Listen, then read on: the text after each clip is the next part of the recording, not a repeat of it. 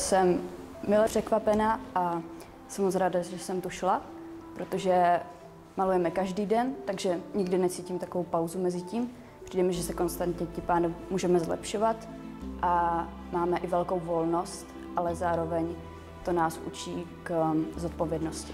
Jmenuji se Zuzana Jeníková, studuju první ročník na střední umělecké škole a studuju malbu.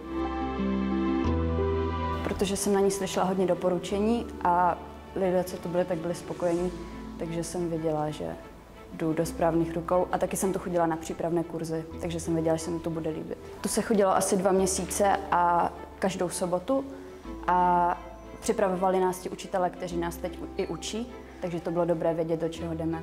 Jako první jsme měli úkol nakreslit hlavu, bystu, potom jsme měli nějaké kreativnější zaměření na zadaný úkol a na celou tu zkoušku jsme měli asi 5 hodin. Taky jsme se museli donést vlastních 20 prací a ty se potom hodnotily, body se sečetly a kdo postoupil, tak potom dělal ještě všeobecný test.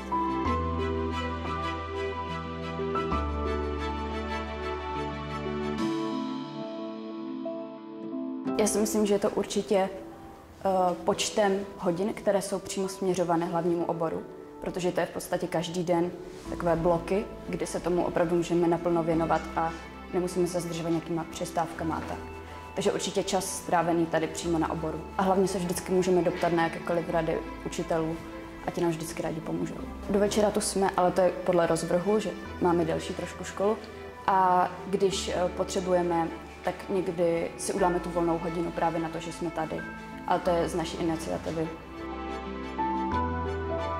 Nás prolíná hodně rozdělené jazyky, takže já se scházím s jinými třídami, protože máme společnou němčinu.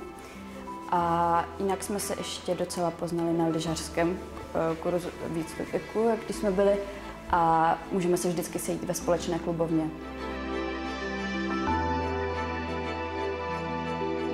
My jako třída hodně často chodíme na různé vernisáže a výstavy, co jsou tady v okolí Ostravy s učiteli, takže to jsou takové menší akce. A potom se taky pořádala zahradní slavnost, kde se sejdou všechny ročníky, ale takovou vlastní akci spolu, tak to bude první ten plenér.